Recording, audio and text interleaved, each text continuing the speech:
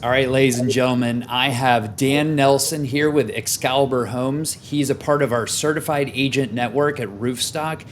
He's posting properties to Roofstock through our Select program. So we're going to talk to Dan a little bit about what he's doing, what he's seeing in the market in Atlanta today, and really just get you a little bit of a better idea about Dan. So welcome, Dan. Hey, thanks for having me on. I'm Dan Nelson, VP of Sales with Excalibur Homes here in Atlanta. I've been with the company my whole life. It's a family-owned company, started by my parents back in '85. I've been running our sales division since 2012, so about 9 years roughly. And we're servicing about a 60-mile radius around the center of Atlanta, so a little bit more than Metro Atlanta. Great. And as a bonus, you're also a part of our preferred property management network. Is that correct? That is correct. We're happy to be Great. a part of that team, and I think we're one of the few that's been on since you started. Great. Well, cool. Let's jump in and just do kind of a lightning round of some questions so buyers can get to know a little bit more about what's going on in Atlanta. So maybe just start off by giving us an update on what the market conditions are in Atlanta and anything that's important for buyers to know. Absolutely. We're seeing different reports right now, but our housing supply is being quoted between 1.2 and 1.6 months right now, which is historically low. Our demand is as high as ever. So, what our customers and my team is seeing right now that we're in a somewhat competitive market when you're on the buying side of the table. So, it's been exciting. We're seeing a lot of offers per property. We're getting pretty competitive with our strategies to get creative and find ways to get our buyers under contract more quickly. One of the interesting facts that we had talked about previously was seeing from February 2020 to February 2021, we've seen about a 63% decrease in active listings, which is very significant and has had a big impact on what we're seeing as to what's going to be available on a daily or weekly basis and how we approach that situation during our offer strategies. That's great. Well, and part of the Select program is you're pulling properties from MLS, and being a property manager, you can go out as far as you guys will actually property manage, right? So tell us a little bit about the criteria for properties you're identifying for the Select program. Maybe not so much location, but price points or anything else that you think would be important for the buyers. Sure, sure. Obviously, when we're buy and hold properties for investment purposes, the dollars and cents is number one. We're looking at investment that we feel is going to be overall sound. So we're going to look at our entire footprint geographically of what we're looking at first. Price point, we're typically going to stay between $100,000 and $300,000 in Metro Atlanta to have positive cash flowing properties. We kind of will generalize two different buyer types and two different price points based on what the investor's overall investment goals are. We typically see, if we want to kind of sum it up, that there's two types of schools of thought for our investor clients and customers. We've got the higher cap rate type buyers, and we've got the higher appreciation type buyers. So when you're looking at, hey, I want as much cash flow as possible, you're typically going to be in certain areas and certain price points, which may be in the $100,000, $200,000 range. More or less, if you're looking at Atlanta as a clock, you're probably going to be sticking south of 9 o'clock and 3 o'clock, whereas North Metro Atlanta typically has a much higher price point. So the appreciation value is going to be a lot higher there. The rents don't quite keep up as much as they do on the south side, so you're going to have a lower cap rate. But when you're looking at overall investment, most people in that scenario are looking at their internal rate of return. So they're looking at how quickly am I going to be selling this property? How much is this property going to appreciate for? And what's my exit value going to be at year 7 or year 10, depending on how they're analyzing and holding that money. Awesome. Well, and with that in mind, it's all about what's trending. I mean, there's a lot of iBuyers. There's a huge amount of institutional investors in your market. What do you think is really trending as kind of that pocket, or where can you help give our buyers a little bit more information about where the opportunities are that aren't as highly demanded, where it's just overly competitive? We're always expanding, so we want to be in areas where we can afford to be as well. So there are times when we get into new markets. Lately, we've gone a little bit farther out west past Villarica and Temple. Now that we've got a stronger footprint there, we're now offering up opportunities to our rootstock buyers as well, as long as they come up. It's a smaller city, but that's been an area that's reacting similarly to the Dallas, Douglasville, Villarica type areas, where over the last 8 or 9 years, it's done really well, where it was previously considered more of a rural area where the highway access wasn't as convenient as maybe you might want in a metro Atlanta type of area. It just keeps expanding. So, dirt was a little bit cheaper out there. So you're seeing a lot more affordable new construction homes that have the ability to be leased for a good amount. With the population growth that we're seeing in metro Atlanta, we don't just expand in one direction. We're kind of expanding outward in all directions.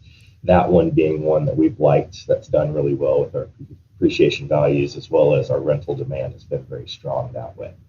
Kind of up the northwest corridor, we've been doing a little bit more buying up in Cartersville, Georgia, which used to be a bit of a hike for us, but now we're there. You're looking at, hey, it's not super far from Cobb County. It's not a big deal for us. So we're diving into new markets as we go.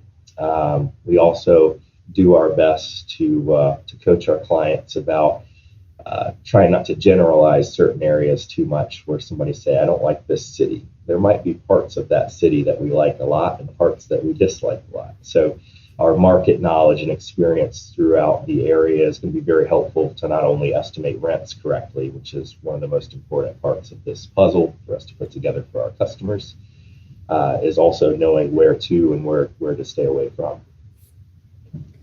That's a great point. Well, and as a property manager, again, you guys are seeing things from a different angle. You see, condition of properties, you see actual returns, and I think it's just a great bonus that buyers will get by working with you. So I think that's great. But so last question, pro tips. What are some of the tips that you would give our buyers about really being competitive in Atlanta, and not just being competitive, but being smart about their investments, but trying to be the high bidder because there is so much competition? So almost every property that we're going to identify as a good opportunity is going to be identified by more than one buyer today as a good opportunity in most cases. When we look at how are we competitive, we still got to revert back to, do the dollars and cents make sense in this investment? So paying more isn't always the obvious choice or the best choice for us to go after. So we've been looking at different ways to make our offers creative and competitive. Obviously, if you have the ability to buy cash right now, that is helpful. It doesn't mean that you can pay significantly less than a financed offer. It just means you might be a preferred offer. If you, for instance, are looking at a $200,000 home, they've got 15 offers up to 215. You may be able to underbid a financed offer by a couple $1,000s, but it's not a significant difference. Typically, you want to be on the higher end of that spectrum. One of the other things we're recommending to our customers and clients right now is, what is your relationship with your lender right now? Have you just filled out a quick application for a pre-qualification letter? If that's the case, we are recommending go ahead and get with the lender or talk to your agent, whether it's here in Atlanta with me or an agent in another local market, that what's the opinion of their ability to perform in a certain time frame, because shortening the days to close is going to be big to a lot of sellers. Moving efficiently is very big to a seller. Also, go ahead and submit your documents to underwriting. If there's an issue that we can work through before we need to, that's going to be very helpful to get that done. The reason why we want to do that is typically on a financing exhibit, we're going to make the offer contingent on not only the property appraising for the contract price, but also our ability to obtain a loan. If we've already worked with the lender, given them the necessary supporting documents for income and assets, and they said, yes, I guarantee you're going to get a loan, it just takes time to process. One thing we're doing is removing a financing contingency to make that look to a seller that this person is putting up earnest money and they have complete faith that they have no problem obtaining financing. So it doesn't mean that you still won't need financing. It just means that your offer is not contingent on that portion. Now, we will still leave the appraisal contingency in there because if something were to happen where it happens to appraise a lot higher than we anticipate, are a lot lower, then we don't want to be on the hook for that additional cash. So that's one thing that we've done. Another thing is reducing our due diligence days, which puts a little bit more pressure on myself and Roofstock, but we move efficiently to get inside the house and get bids if necessary, or just get the third party home inspector in there to make sure everything is in the condition that we need to, avoiding any major issues or red flags for structural or mechanical items or whatever it may be. But a lot of times, due to the feedback from our customer base, is the risk tolerance is a little bit lower. So a lot of the properties we're going to put onto the Roofstock platform are typically going to be turnkey type properties that don't need significant repairs and rehabs. With that being said, we also want to use the inspection report as a tool. So hopefully there's a lot of small nitpicky items that may not cost a lot, but it may be a little bit of a negotiating tool for us during the due diligence period to maybe improve our position by reducing the price or having someone else take care of items for us during that portion of it. Other than that, obviously the bidding wars it's no secret that's going on right now. So we want people to understand that listing agents are fielding hundreds of phone calls and getting, tens and 20s and sometimes 60 offers on a property within a matter of a few days. If we are fortunate enough and they answer our call when we're constantly calling them over and over, that's very helpful for us if we can connect with them, or our networking that we've been doing over the last 10 years as a solid buyer that's not going to be pushing and pulling people around a lot. That typically gives us a little bit of a better standing against some of the institutional buyers who do have a reputation of tying up a lot of properties and asking for significant discounts after the findings, so they didn't do a lot of online research or they didn't actually preview the home or whatever it may be. So us working with the individuals versus the institution does give us a little bit of an advantage in certain scenarios. Their advantage obviously is deeper pockets, larger cash amounts, and short due diligence periods. But those are things that we're aware of that we can combat by discussing how we strategize our offer before we put it in. So I recommend when you do place your offer on the Roofstock platform, connect with the Roofstock Select agent before you go sign anything and talk about what creative things we can do to make sure we improve our position and improve our chances of converting into an under contract property.